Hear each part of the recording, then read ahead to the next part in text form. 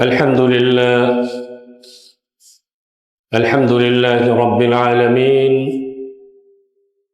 يا رب لك الحمد كما ينبغي لجلال وجهك وعظيم سلطانك، ولك الحمد أنت رب السماوات والأرض، ولك الحمد أنت خالق السماوات والأرض، ولك الحمد أنت قيوم السماوات والأرض. أشهد أن لا إله إلا الله وحده لا شريك له، ولا مثل له ولا مثيل له ولا شبه له. وأشهد أن سيدنا وحبيبنا وطبيبنا وطبيب قلوبنا محمد صلى الله عليه وسلم الذي أرسله بالحق بشيرا ونذيرا وداعيا إلى الله بإذنه وسراجا منيرا. فقد قال الله تبارك وتعالى في كلامه المجيد: أعوذ بالله من الشيطان الرجيم، بسم الله الرحمن الرحيم. ربنا وابعث فيهم رسولا منهم يتلو عليهم آياتك ويعلمهم الكتاب والحكمة ويزكيهم إنك أنت العزيز الحكيم. وجاء في الحديث النبوي الشريف عن أنس بن مالك رضي الله تعالى عنه قال: قال النبي صلى الله عليه وسلم: لا يؤمن أحدكم حتى أكون أحب إليه من والده وولده والناس أجمعين. رواه البخاري ومسلم. وقال تعالى في آية أخرى آمرا ومخبرة: إن الله وملائكته يصلون على النبي يا أيها الذين آمنوا صلوا عليه وسلموا تسليما. اللهم صل على محمد وعلى آل محمد كما صليت على إبراهيم وعلى آل إبراهيم إنك حميد مجيد.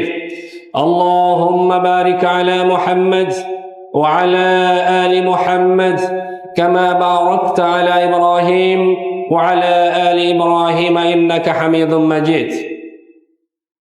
মুআজ্জাজ হাজিরিন, সম্মানিত মুসল্লি ভাই বোনেরা, আমরা মহান আল্লাহ সুবহানাহু ওয়া তাআলার দরবারে লাখো কোটি শুকরিয়া আদায় করছি, যে মহান মুনিব আজকের এই পবিত্রতম জুমার দিনে আমাদেরকে মসজিদে এসে তার গোলাম হিসাবে হাজিরা দেওয়ার তৌফিক দান করেছেন। আমরা সবাই কালিমাত শুকর পড়ছি আলহামদুলিল্লাহ। সম্মানিত হাজিরিন, রবিউল আউয়াল মাস অত্যন্ত মহিমান্বিত মাস, আনন্দের মাস। রাসূলুল্লাহ সাল্লাল্লাহু আলাইহি ওয়াসাল্লাম এই মাসে আগমন করেছেন। এটি যেমন প্রসিদ্ধ তেমন বাস্তব। যদিও তারিখটা নিয়ে কিছুটা মতানৈক্য রয়েছে। আমাদের দেশে বিশেষ করে যে 12 রবিউল আউয়াল কে আমরা রাসূলুল্লাহ সাল্লাল্লাহু আলাইহি ওয়াসাল্লামের জন্মদিন হিসেবে পালন করে থাকি, ঐতিহাসিক ধারা মতে এ দিনটির পক্ষে কোনো দলিল পাওয়া যায় না। রাসূলুল্লাহ সাল্লাল্লাহু আলাইহি ওয়াসাল্লাম যখন আগমন করেছিলেন, এই পৃথিবীটা তখন অন্ধকার তামাশাচ্ছন্ন একটি যুগে পরিণত হয়েছিল। এমন কোনো সামাজিক, রাজনৈতিক, অর্থনৈতিকভাবে এমন কোনো অধপতন, অপকর্ম ছিল না যেটা ওই সমাজে প্রচলিত ছিল না। যে জন্য আপনারা জানেন সেই সময়টাকে, সেই যুগটাকে ঐতিহাসিকরা জাহিলি যুগ বলে, বর্বরতার যুগ বলে আখ্যায়িত করেছে। ঐতিহাসিক পিকে হিট্টিও বলেছেন যে পৃথিবীর ইতিহাসে একজন ত্রাণকর্তা আগমনের এতটা যৌক্তিক সময় আর কখনো আসেনি। যখন একজন হেদায়েতকারী, একজন ত্রাণকর্তা পৃথিবীর মানুষের জন্য খুব বেশি প্রয়োজন ছিল, তখনই রাসূলুল্লাহ সাল্লাল্লাহু আলাইহি ওয়াসাল্লাম আগমন করেছিলেন। রাসূলুল্লাহ সাল্লাল্লাহু আলাইহি ওয়াসাল্লামের আগমনেরও প্রায় 2500 বছর পূর্বে আমাদের মুসলিম উম্মার পিতা হযরত ইব্রাহিম আলাইহিস সালাতু ওয়াস সালাম তিনি আমাদের জন্য দোয়া করেছিলেন। আপনারা জানেন ইব্রাহিম আলাইহিস সালাতু ওয়াস সালামের দুজন সন্তান ছিল, একজন ইসমাঈল আর একজন ইসহাক। তো ইসহাকের ঘরে পরবর্তীতে জন্মগ্রহণ করেন ইয়াকুব আলাইহিস সালাতু ওয়াস সালাম, এবং ইয়াকুব আলাইহিস সালামের একটি উপাধি ছিল ইসরাঈল। ইয়াকুব আলাইহিস সালামের উপাধি ছিল বা উপনাম ছিল কি? ইসরাঈল। পরবর্তী যুগে অসংখ্য নবী এই ইয়াকুব আলাইহিস সালামের ওই ধারা থেকে আগমন করেছিলেন, যাদেরকে আমরা বানি ইসরাঈল বলে থাকি। অসংখ্য নবী আগমন করেছেন। এরপর থেকে মুসা, ঈসা, শুআয়ব, তারপরে এই যে ইদ্রিস, তারপরে হচ্ছে ইদ্রিস আগে পূর্বে ছিল দাউদ আলাইহিস সালাম, তারপরে সুলাইমান আলাইহিস সালাম, জাকারিয়া আলাইহিস সালাম, সব ওই বানি ইসরাঈল অথবা ইসরাইলের বংশোদ্ভূত। আর ইসমাঈল আলাইহিস সালাতু ওয়াস সালামের বংশ থেকে বিশাল গ্যাপের পরে আগমন করেছেন আমাদের প্রিয় নবী মুহাম্মদ রাসূলুল্লাহ সাল্লাল্লাহু আলাইহি ওয়াসাল্লাম। এবং ইব্রাহিম আলাইহিস সালাতু ওয়াস সালাম এবং ইসমাঈল আলাইহিস সালাতু ওয়াস সালাম তারা যখন কাবা নির্মাণের কাজ সম্পন্ন করলেন, পিতা পুত্র মিলে যখন কাবা নির্মাণের কাজ সম্পন্ন করলেন, পরিষ্কার পরিচ্ছন্ন করলেন, সবকিছু মোটামুটি পরিপাটি হয়ে গেল, তখন বাবার ছেলে মিলে আল্লাহর কাছে দোয়া করেছিলেন, রব্বানা ওয়াবআথ ফীহিম রাসূলাম মিনহুম ইয়াতলু আলাইহিম আয়াতিকা ওয়া ইউআল্লিমুহুমুল কিতাবা ওয়াল হিকমা ওয়া ইউযাক্কিহিম ইন্নাকা আনতাল আজিজুল হাকীম। সূরা বাকারার 129 নম্বর আয়াত, যেখানে তিনি দোয়া করেছেন, হে আমার প্রতিপালক, হে আমার রব, ওয়াবআথ ফীহিম রাসূলাম মিনহুম, তুমি আমার পরবর্তীদের মধ্য থেকে, তাদের ভিতর থেকে একজন রসুল পাঠাও, যেটা ইয়াতলু আলাইহিম আয়াতিক, যে তাদের নিকটে তোমার আয়াত তেলাওয়াত করে শোনাবে, ওয়া ইউআল্লিমুহুমুল কিতাব ওয়াল হিকমা, তাদেরকে কিতাব শেখাবে, হেকমা শেখাবে, জীবন উপকরণ, জীবন পদ্ধতি, জীবন প্রণালী, মানুষ কেমন করে পৃথিবীতে বসবাস করবে সব কিছু শিখিয়ে দেবে। এটা হলো হেকমা। এরপর ওই যাক্কিহিম, এবং তাদেরকে পরিশুদ্ধ করবে, নৈতিক জ্ঞানে তাদেরকে জ্ঞানী করবে, নৈতিক শিক্ষায় তাদেরকে শিক্ষিত করবে। ইন্নাকা আনতাল আজিজুল হাকিম, হে আল্লাহ তুমি হচ্ছেন আজিজ এবং হাকিম, তুমি মহাপরাক্রমশালী, মহাজ্ঞানী। অর্থাৎ কখন প্রয়োজন হবে এটা তুমি খুব ভালো করে জানো, কোন গোষ্ঠীর মধ্যে প্রয়োজন সেটাও তুমি ভালো করে জানো, এবং এটা তুমি করতে সক্ষম। ইব্রাহিম আলাইহিস সালাতু ওয়াস সালাম এবং এই ইসমাঈল আলাইহিস সালাতু ওয়াস সালামের এই দোয়ার পরিপ্রেক্ষিতে প্রায় তাদের 2500 বছর পরে রাসূলুল্লাহ সাল্লাল্লাহু আলাইহি ওয়াসাল্লাম আগমন করেন মক্কার বুকে। সেটিও আল্লাহ সুবহানাহু ওয়া তাআলা সূরা আলে ইমরানের 164 নম্বর আয়াতে বলেছেন, লাকাদ মান্নাল্লাহু আলাল মুমিনিনা ইয বা'আথা ফীহিম রাসূলাম মিন আনফুসিহিম ইয়াতলু আলাইহিম আয়াতিহি ওয়া ইউযাক্কিহিম ওয়া ইউআল্লিমুহুমুল কিতাবা ওয়াল হিকমা ওয়া ইন কানু মিন ক্বাবলু লাফী যালালিম মুবিন।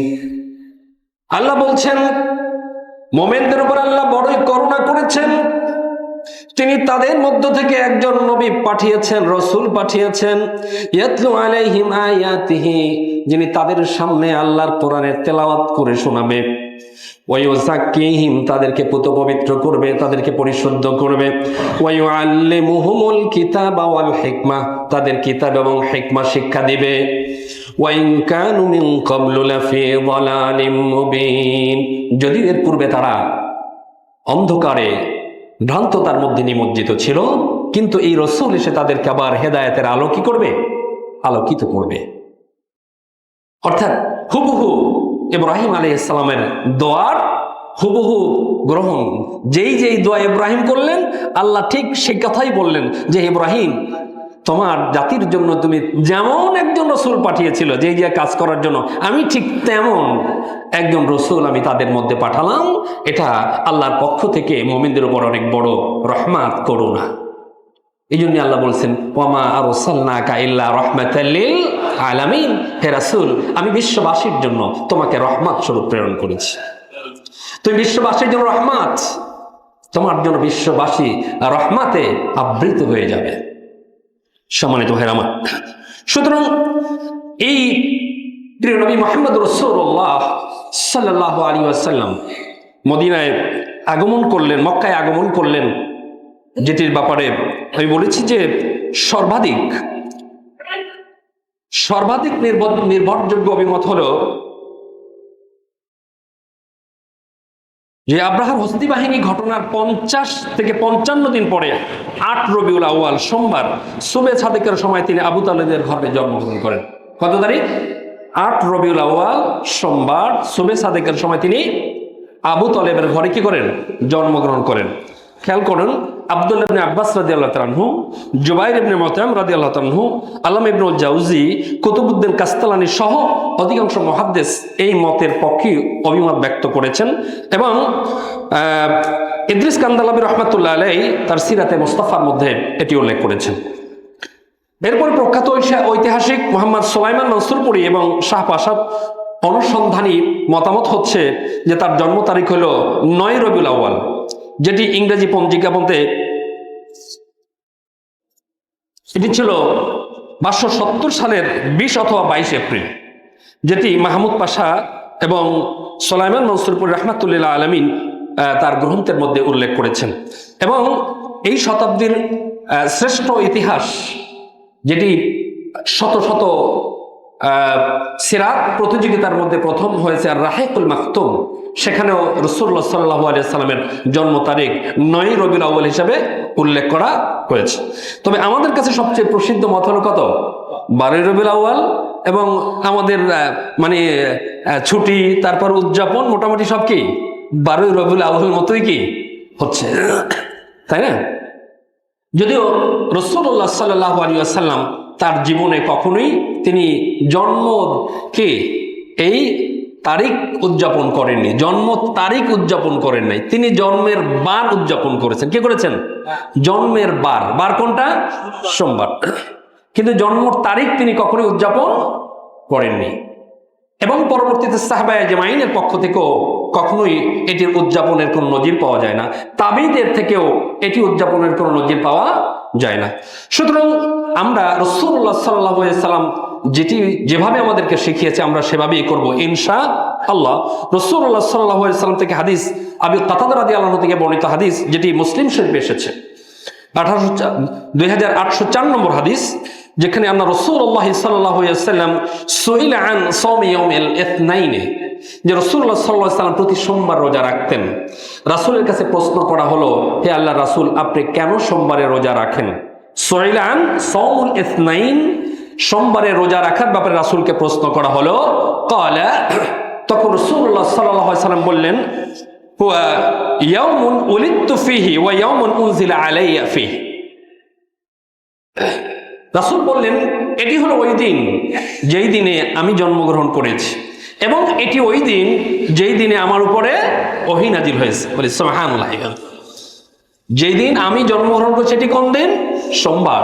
এবং যেই দিন আমার উপর ওহী নাজিল হয়েছে সেটি হলো সোমবার। সুতরাং আমি সেজন্য, আমার উপরে ওহী নাজিল হয়েছে এবং আমার জন্ম এই দিনে, সেজন্য আমি এই দিন কি করি? আল্লাহ শুকরিয়া স্বরূপ রোজা রাখি। তাহলে আমরা যদি রাসূলুল্লাহ সাল্লাল্লাহু আলাইহি ওয়াসাল্লামের জন্ম উৎসব করতেই চাই, রাসূলুল্লাহর জন্মদিন পালন করতেই চাই, তাহলে আমি বছরে একদিন করবো কেন? প্রতি সপ্তাহেই তো আমি একদিন করতে পারি। আল্লাহ রাসূল তো আমাদেরকে সেটা শিখিয়ে দিয়েছেন। কি বলেন? বছরে একটা দিন আনন্দ করবো কেন? প্রতি সপ্তাহে তো আমরা করতে পারি। তাহলে কি বছরে একদিন করার সেটা বেশি হবে না? কি বলেন? বছরে কতদিন হবে? কমপক্ষে 52 দিন হবে, তাই না? তাহলে প্রতি সপ্তাহে আমরা সেটা উদযাপন করতে পারি কিসের মাধ্যমে? রোজা রাখার মাধ্যমে। কারণ রাসূলুল্লাহ সাল্লাল্লাহু আলাইহি ওয়াসাল্লাম এটাই আমাদেরকে শিখিয়েছে। সুতরাং রাসূল যেভাবে আমাদেরকে শিখিয়েছেন আমাদেরকে সেভাবেই পালন করতে হবে, করা উচিত। এটাই রাসূলের সুন্নাহ। সম্মানিত ভাইরা আমার, এরপরে কথা হচ্ছে যে রাসূলুল্লাহ সাল্লাল্লাহু আলাইহি ওয়াসাল্লামের জন্মদিন পালন করা না করার মধ্যে ঈমানিয়াত নির্ভর করে না। এটি রাসূলুল্লাহ সাল্লাল্লাহু আলাইহি ওয়াসাল্লাম কোথাও বলেনি যে তোমরা আমার জন্মদিন পালন করো, আর তোমরা জন্মদিন পালন না করলে তোমাদের ঈমানের কোনো ঘাটতি হয়ে যাবে, এ কথা বলেনি। বরং রাসূলুল্লাহ সাল্লাল্লাহু আলাইহি ওয়াসাল্লাম যেটি বলেছেন সেটি হলো আবু হুরায়রা থেকে বর্ণিত হাদিস, বুখারী শরীফের হাদিস, 14 নম্বর হাদিস, জানা রাসূলুল্লাহ সাল্লাল্লাহু আলাইহি ওয়াসাল্লাম قال فوالذي نفسي بيده والذي نفسي بيده, ওই সত্তার কসম যার হাতে আমার জীবন, ওই সত্তার কসম যার হাতে আমার জীবন, অর্থাৎ আল্লাহর কসম করে বলছি, লা ইউমিনু আহাদুকুম হাত্তা আকুনা আহাব্বা ইলাইহি মিন ওয়ালিদিহি ওয়া ওয়ালাদিহি, তোমরা ততক্ষণ পর্যন্ত কোনো ব্যক্তি মুমিন হতে পারবে না যতক্ষণ পর্যন্ত আমি তার কাছে তার চেয়ে, তার পিতামাতার চেয়ে, তার সন্তান সন্ততির চেয়ে তার নিকটে বেশি প্রিয় না হব। বলেন সুবহানাল্লাহ। আমি রাসূল তার কাছে বেশি প্রিয় যতক্ষণ পর্যন্ত হতে না পারবো, তার নিজের চেয়ে, তার পিতামাতার চেয়ে, তার সন্তান সন্ততির চেয়ে, সকলের কাছে যতক্ষণ পর্যন্ত আমি বেশি প্রিয় না হব ততক্ষণ পর্যন্ত কি সে প্রকৃত মুমিন হতে পারবে না।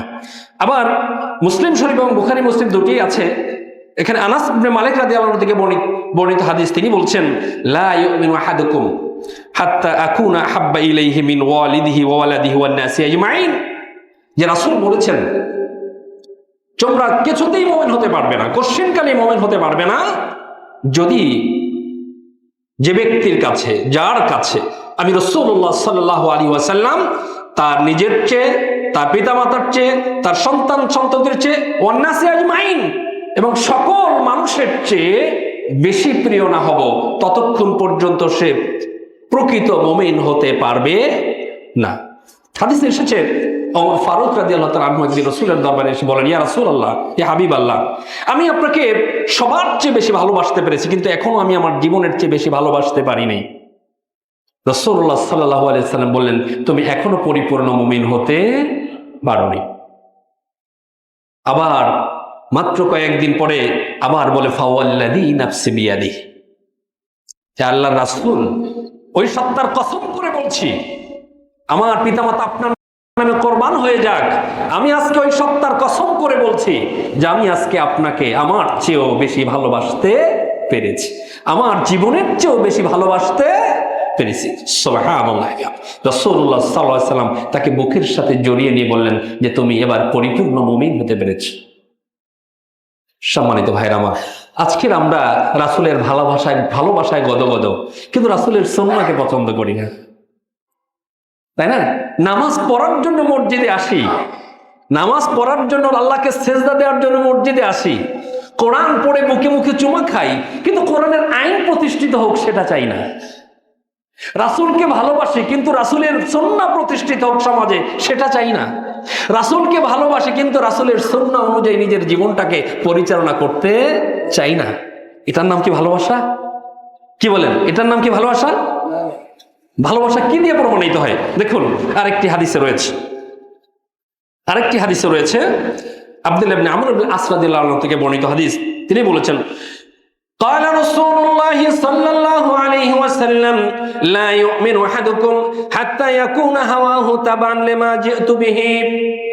রাসূলুল্লাহ সাল্লাল্লাহু আলাইহি ওয়াসাল্লাম বলেছেন যে ততক্ষণ পর্যন্ত কেউ মুমিন হতে পারবে না যতক্ষণ পর্যন্ত না আমি যেটা নিয়ে এসেছি তোমার হাওয়া, তোমার প্রবৃত্তি সেটার কাছে আত্মসমর্পণ করবে, সেটাকে মেনে না বেরবে।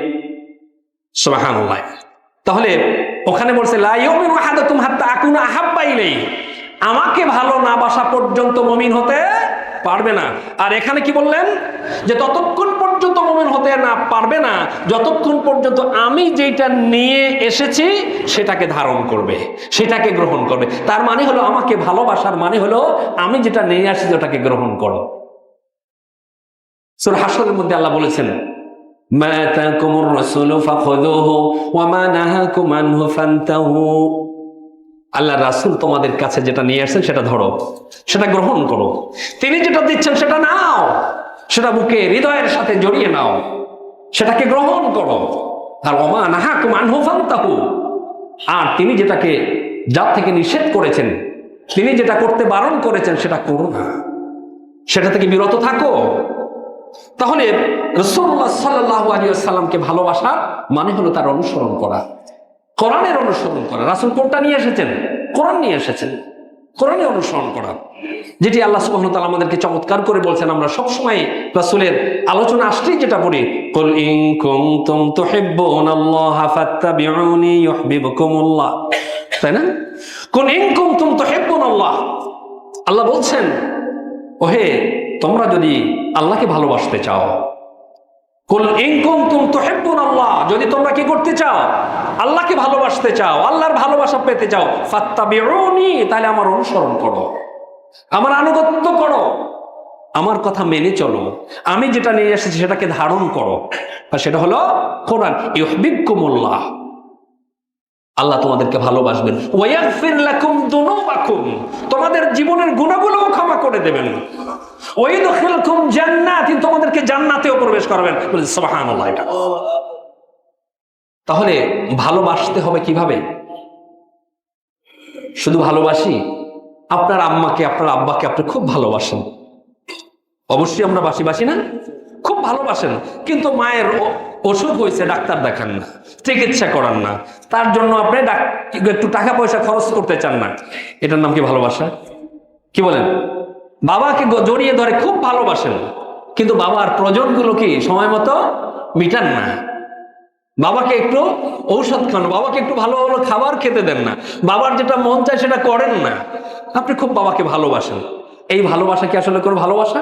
এটি ভালোবাসা নয়, এটি প্রতারণা, এটি প্রতারণা। আমরা এরকম প্রতারণামূলক ভালোবাসা অনেক বাসি, মুখে বলি ভালোবাসি, কিন্তু আসলে প্রকৃতপক্ষে ভালোবাসি না। কারণ যদি আমি ভালোই বাসতাম তাহলে রাসূলের পথ অনুযায়ী আমার জীবনটাকে পরিচালনা করার চেষ্টা করতাম। রাসূল যেমন যে পথে চলেছেন আমরা সে পথে চলতাম, রাসূল যেটা করতে বলেছেন আমরা সেটা করতাম, রাসূল যেটা করতে নিষেধ করেছেন আমরা সেটা থেকে বিরত থাকতাম।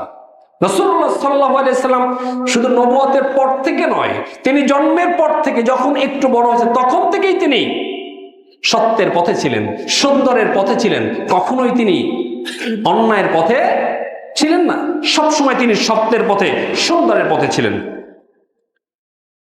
তো আমরা বলছিলাম যে রাসূলুল্লাহ সাল্লাল্লাহু আলাইহি সাল্লাম তিনি রবিউল আউয়াল মাসে জন্মগ্রহণ করেছেন, এটি কি সঠিক কথা, কিন্তু তারিখটার মধ্যে আমাদের কিছুটা মতানৈক্য রয়েছে।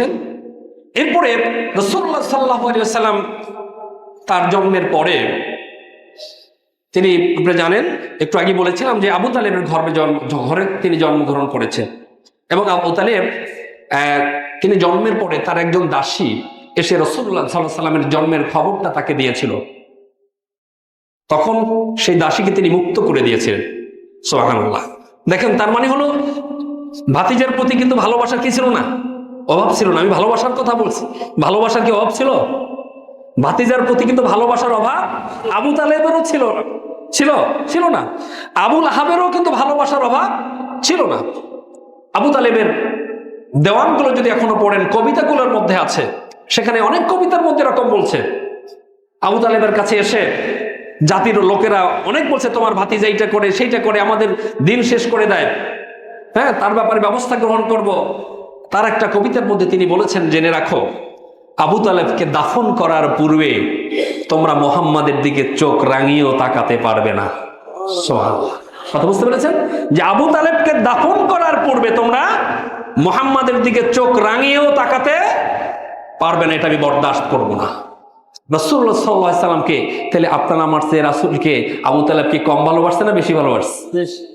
কিন্তু রাসূলের প্রতি এই ভালোবাসা কি তাকে মুক্তি দিতে পেরেছে? না।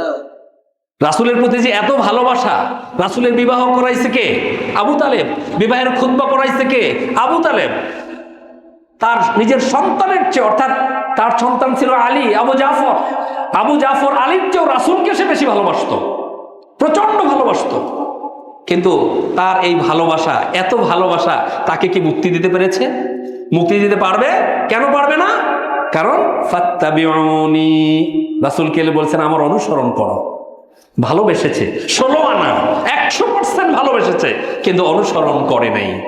রাসূল যেটা নিয়ে আসেছে সেটা গ্রহণ করে নাই। রাসূল যেটা রেখে গেছে, রাসূল যেটা নিয়ে এসেছেন সেটার অনুসরণ করে নাই। সুতরাং ভালোবাসার কোনো এখানে খাত ছিল, সামান্যতম খাত ছিল বলা যাবে? একটুও খাত ছিল না ভালোবাসার মধ্যে, 100% ভালোবাসা ছিল। তিনিও রাসূলের মিলাদ পালন করেছেন, তাই না?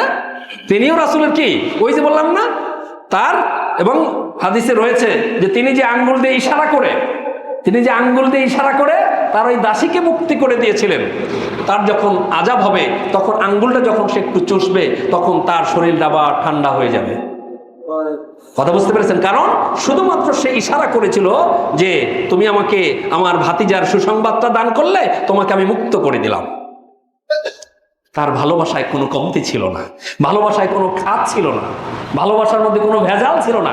কিন্তু তার এই নির্ভেজাল ভালোবাসাও তাকে মুক্তি দিতে পারে নাই, কারণ রাসূলের অনুকরণ করেননি।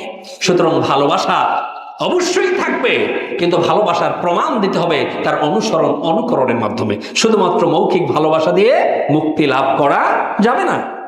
এরপরে আমরা এখান থেকে রাসূলের জন্মের পর থেকে ছোট দুই একটি ঘটনা জাস্ট আমরা উল্লেখ করতে চাই। আমাদের সমাজের ছেলেরা, আমাদের দামাল ছেলেরা মাত্র কিছুদিন আগে আমাদেরকে একটি স্বাধীনতা এনে দিয়েছে। এটার মূল প্রেক্ষাপট ছিল কি? বৈষম্য বিরোধী আন্দোলন, তাই না? কি রাসূলুল্লাহ সাল্লাল্লাহু আলাইহি ওয়াসাল্লাম তার জন্মের পর থেকেই তিনি বৈষম্য বিরোধী আন্দোলন করেছেন। তিনি বৈষম্য বিরোধী ছিলেন। যেমন ধরুন, যখন তিনি হালিমার গৃহে গেলেন, কোথায়? রাসূলুল্লাহ সাল্লাল্লাহু আলাইহি ওয়াসাল্লাম জন্মের পর কোথায় গেলেন? হালিমাতুস সাদিয়ার গৃহে গেলেন। তাকে দুধমা হিসেবে হালিমার দুগ্ধ তিনি পান করতেন। তার সমসাময়িক তার আরেকটা ভাইও ওখানে ছিল, অর্থাৎ হালিমার একটা সন্তান ছিল, কারণ তার সন্তান না থাকলে তো তার বুকে দুধ থাকার কথা না। সুতরাং তার একটা দুগ্ধপোষ্য সন্তান ছিল। কিন্তু রাসূলুল্লাহ সাল্লাল্লাহু আলাইহি ওয়াসাল্লাম হালিমার গৃহে যাওয়ার পরে সে সব সময় হালিমা রাদিয়াল্লাহু তাআলা আনহার একটা দুধ পান করতেন, আর একটা দুধ কখনই মুখ দিতেন না, পান করতেন না।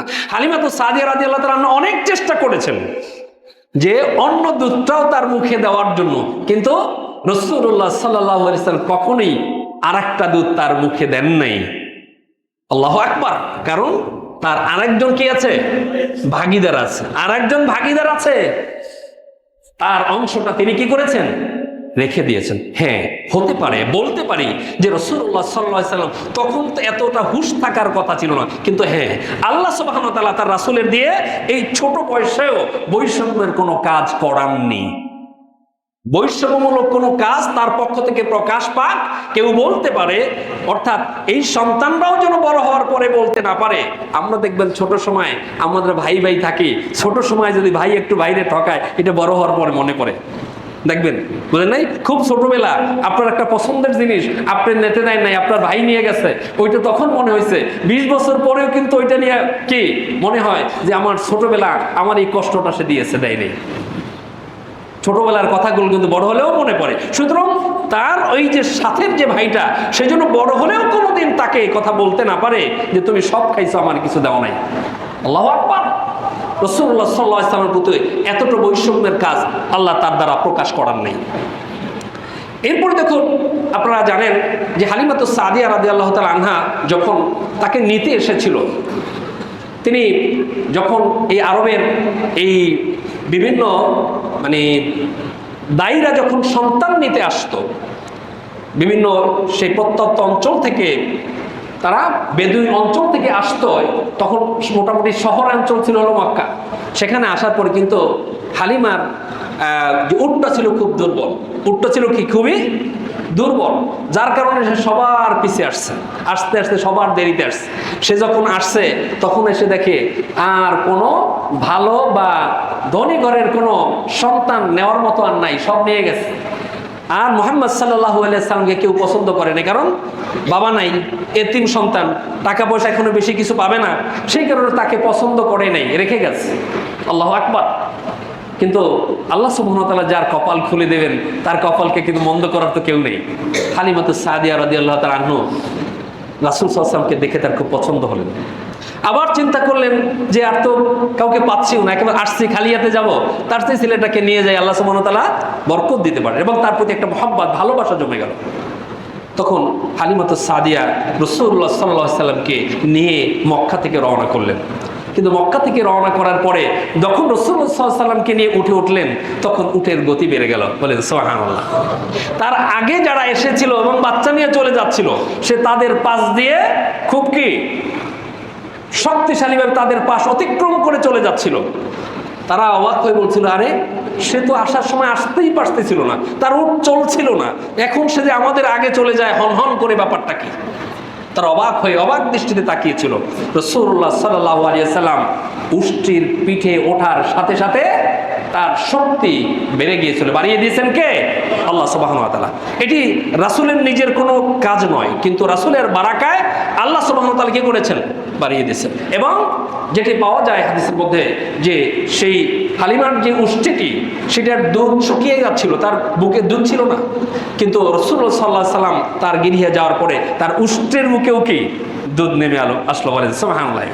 তাহলে এই রাসূল পাক সাল্লাল্লাহু আলাইহি সাল্লামের এই যে বারাকাগুলো, এগুলো আলোচনার বিষয় অবশ্যই, কিন্তু এগুলো সব আল্লাহর মাধ্যমে হয়েছে, আল্লাহর পক্ষ থেকে রাসূলের মাধ্যমে। তখন রাসূল নিজের শক্তিতে বা নিজের মাধ্যমে এগুলো করেছেন, এ কথা বলার কোনো সুযোগ নেই। হ্যাঁ, রাসূলের থেকে প্রকাশ পেয়েছে, কিন্তু করিয়েছেন কে? আল্লাহ সুবহানাহু ওয়া তাআলা। এরপরে আসুন, যখন কাবাগর, আজকের আমাদের সন্তানেরা একটু বড় হওয়ার পরেই তারা এমনকি ছোট বয়সে ল্যাংটা হয়ে ঘোরাফেরা করে না? বড় হওয়ার পরে কাপড় চোপড় উল্টা পাল্টা পরে, আর ছোট বয়সে তো ন্যাংটা হয়ে ঘুরে। কিন্তু রাসূলুল্লাহ সাল্লাল্লাহু আলাইহি সাল্লামকে ন্যাংটা করলে সে বেহুশ হয়ে যেত। সুবহানাল্লাহ। রাসূলকে কখনোই ন্যাংটা করা যায় না, তিনি ন্যাংটা করলে কি হইতো? বেহুশ হয়ে পড়তো। যখন কাবাগর নির্মাণ কাজ চলছিল, কুরাইশরা কাবা নির্মাণ করছিল, যখন রাসূলুল্লাহ তখন ছোট, তখন কুরাইশদের বাচ্চারা পাথর এনে এনে দিত, এবং এই ইট পাথর যেগুলো দিয়ে কাবা নির্মাণ করবে, তখন পাথর এনে দিত। রাসূলুল্লাহ সাল্লাল্লাহু আলাইহি সাল্লাম তখন পাথর এনে দিচ্ছিল তাদেরকে। যখন পাথরগুলো এনে দিচ্ছিল, তখন মুরব্বীরা মনে করলো যে ছোট মানুষ পাথরগুলো আনতেছে, মাথায় ব্যথা পাচ্ছে, লুঙ্গিটা খুলে মাথায় বেঁধে দিল। আমাদের সমাজে এখন এরকম আছে না? রাসূলুল্লাহ সাল্লাল্লাহু আলাইহি সাল্লাম কি বেহুশ হয়ে পড়লেন। অনেক চেষ্টা করলো, পানি দিয়ে চেষ্টা করা হলো, অনেকভাবে তার হুঁশ আনানোর চেষ্টা করলো, কোনোভাবেই তার হুঁশ ফিরে আসে না। আবার যখন মাথা থেকে কাপড়টা খুলে পরিয়ে দেওয়া হলো, রাসূলুল্লাহ সাল্লাল্লাহু আলাইহি সাল্লাম কি হুঁশ চলে আসলো। আল্লাহু আকবার। রাসূলুল্লাহ সাল্লাল্লাহু আলাইহি সাল্লাম কখনোই কি এই ফাহেশা অর্থাৎ অশ্লীলতা, ছোট থেকেই কখনোই অশ্লীল ছিলেন না, অশ্লীলতা তিনি পছন্দ করতেন না।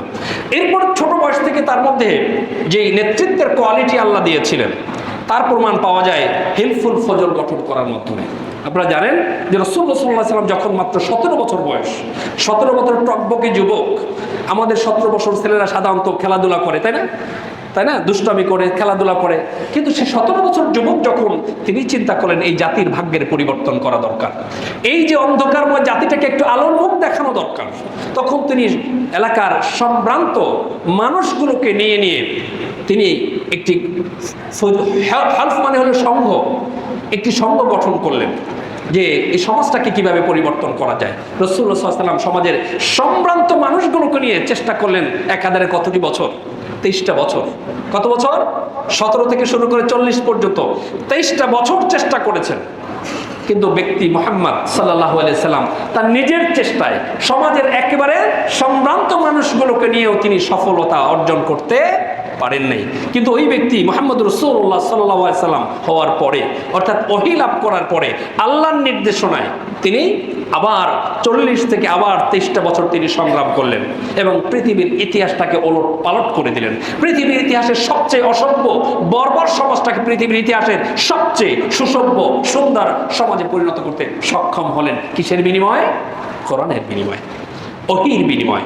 সে ওহী আজও আমাদের আছে, এটাই আমাদের গ্রহণ করতে হবে, এটাই আমাদেরকে নিতে হবে। তাহলে রাসূলকে ভালোবাসা সার্থক, তাহলে রাসূলকে আনুগত্য সার্থক। তা না হলে আমরা শুধু মুখে বলতে পারবো রাসূলকে ভালোবাসি, কিন্তু আসলে প্রকৃতপক্ষে রাসূলের ভালোবাসা হবে না। আলোচনা আরও কিছু ছিল, করা যাবে না, সময় আমাকে আর কভার করছে না। সম্মানিত ভাইরা আমার, সুতরাং আসুন যে আমরা এই রবিউল আউয়াল শুধু নয়, আমরা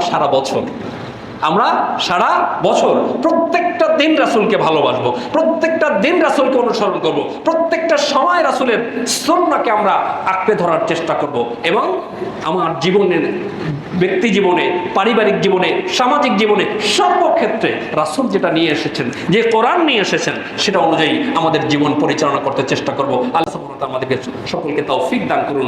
সবাই বলি আমিন।